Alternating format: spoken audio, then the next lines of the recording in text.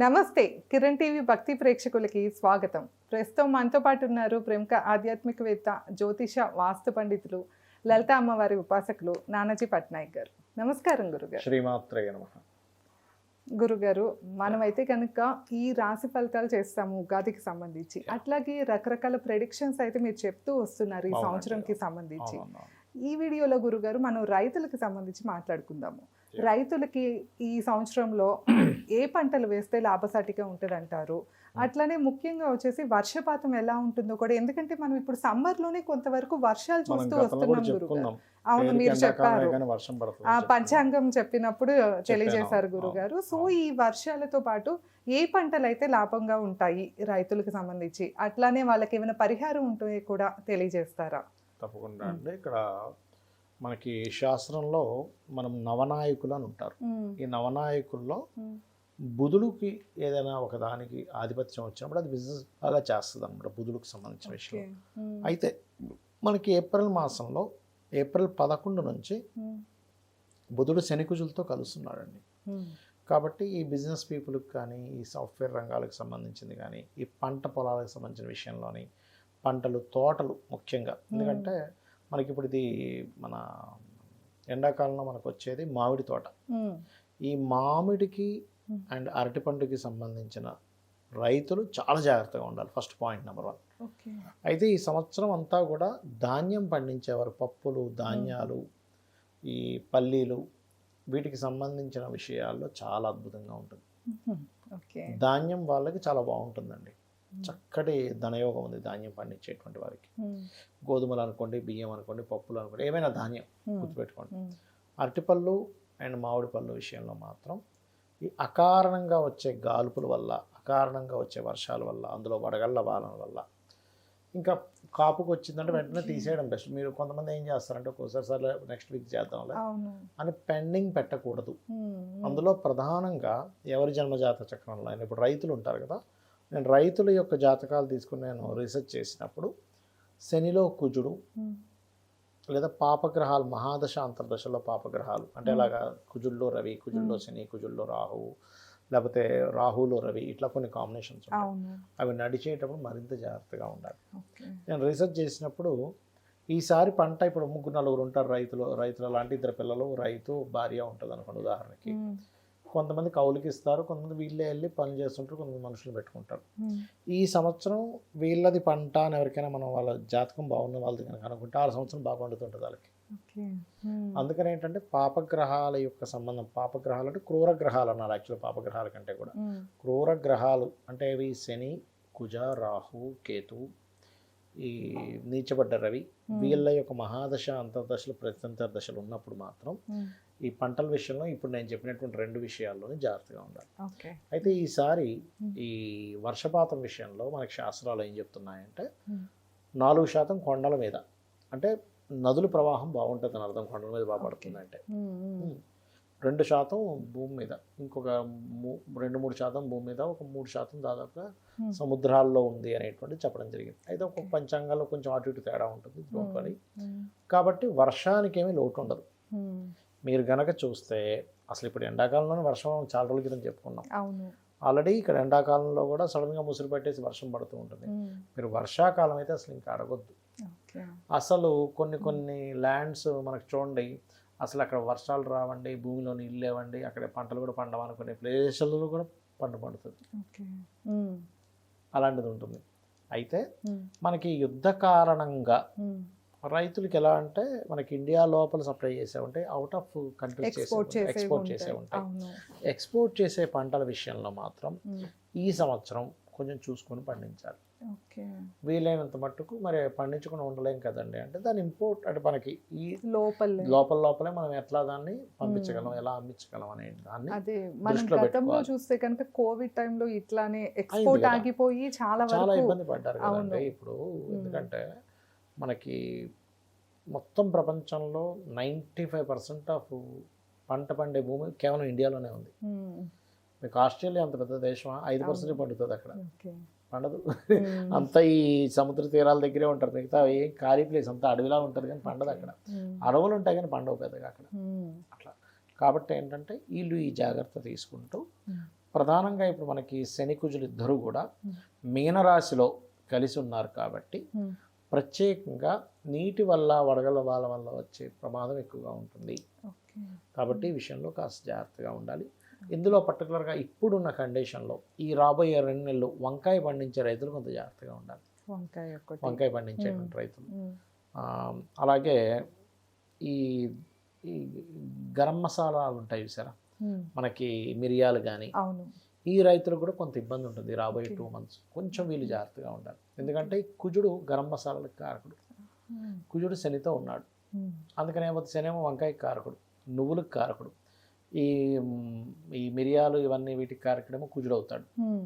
అందుకని ఈ జాగ్రత్త తీసుకోవాలి. అంటే జూన్ జూలై దాకా రబ్బీ సీజన్ అంటే రబ్బీ సీజన్లో. కానీ ఇప్పుడు ఈ పువ్వులు పండించేటువంటి రైతులకు చాలా బాగుంటుంది 2 నెలలు. ఫ్లవర్స్ పండించే వాళ్ళు ఉంటారు, వాళ్ళకి చాలా చాలా బాగుంటుంది. ఎందుకంటే వీనస్ మేషరాశిలోనే వృషభ రాశిలో సంచరిస్తున్నాడు. సో ఇక్కడ బాగుంటుంది. అట్లాగే ఎర్రటి పళ్ళు ఆరెంజ్ పండిస్తారు చూసారా, వాళ్ళకి April 14th నుంచి 2-3 months అద్భుతంగా ఉంది ఆరెంజ్ పండించేటువంటి వారికి. ఓకే. అండ్ అలాగే కూరగాయల్లో పర్టికులర్గా ఈ ఆకుకూరలు ఇవి పండించేటువంటి వాళ్ళలో మీకు April 11వ తేదీ నుంచి 25 days కొంచెం జాగ్రత్తగా ఉండాలి. ఎందుకంటే ఆకుకూరలకు కారకుడు బుధుడు అవుతాడు. ఈ బుధుడు వెళ్ళి పాపగ్రహాల మధ్యన ఉంటున్నాడు. అందుకని జాగ్రత్త తీసుకోవాలి. ఓకే. ఆకుకూరలు, పెసరపప్పు పండించే వారు కూడా కొంత జాగ్రత్త పడాలి. అంటే గ్రీన్ కలర్.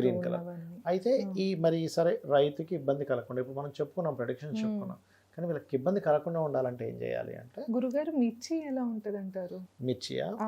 మిర్చికి కొంచెం ఇబ్బంది ఉంటుంది స్టార్టింగ్ 1-2 months, దాని తర్వాత బాగుంటుంది. ఓకే. అంటే ఈ 2-3 months, ఈ 2 months, ఈ 45 days వరకు. ఓకే. ఆ తర్వాత బాగానే ఉంటుంది మిర్చికి చెప్పాలంటే. ఎందుకంటే ఇక్కడ మిర్చికి కారకుడు కుజుడు అవుతాడు. మళ్ళీ కుజుడు శనితో ఉన్నాడుగా. అందుకని ఏమవుతుందంటే మిర్చి పంట పండి మిర్చి అయ్యో అమ్ముడు పోవట్లేదు. ఎర్రమిర్చి పర్టికులర్గా ఎర్రమిర్చి, కొంత గ్రీన్ కలర్ మిర్చి విషయంలో కూడా కొంత ఇబ్బంది ఉంది. ఓకే గురుగారు. అలాగే అంటే ఇప్పుడు మీరు ఇందాక చెప్పారు కదా ఈ గ్రహాల బట్టి ఇదేను, అట్లనే ఇప్పుడు కొంతమందికి నష్టం కలుగుతూ ఉంటుంది పంట పొలాల్లో.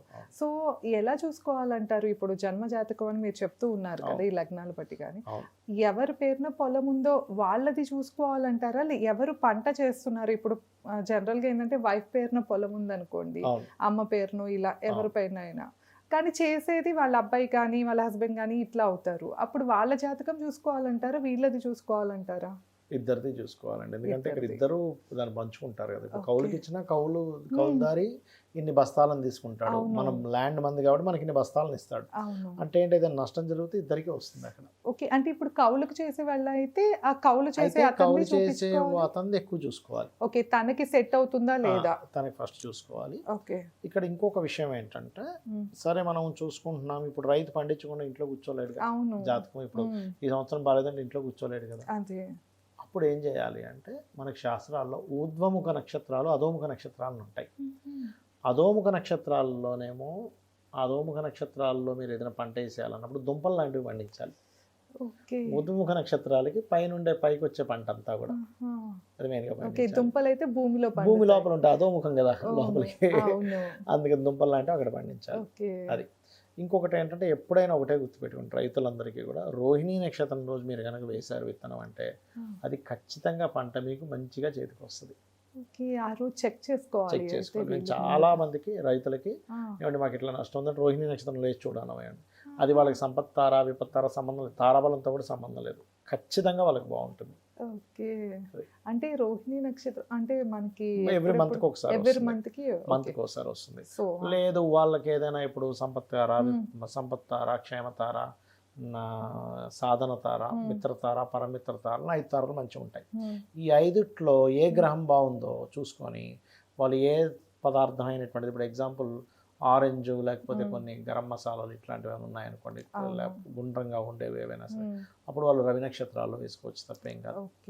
అలా అని శుక్రుడు కదండి నేను భరణి నక్షత్రంలో వేయకూడదు. రవి నక్షత్రాలు అంటే ఉదాహరణకి ఇప్పుడు మనకి కృత్తిక, ఉత్తరాషాఢ, రోహిణి అయితే తిరుగులేదు, చంద్ర నక్షత్రం ఫలం కదా. అందుకని నేను ఇప్పుడు కూడా అదే టైం అదే దాన్ని నాట్లేసుకోవడానికి, ముఖ్యంగా నాటడానికి ప్రిఫర్ ఇస్తాను. చాలామందికి నేను చెప్పిన వాటిలో డ్రాగన్ ఫ్రూట్ ఉంటుంది చూసారా? అవును.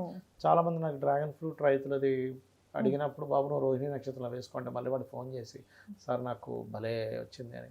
ఇంకా అసలు ఒకప్పుడు శాస్త్రం మనకి ఇంకా అవన్నీ లుప్తం అయిపోయాయి.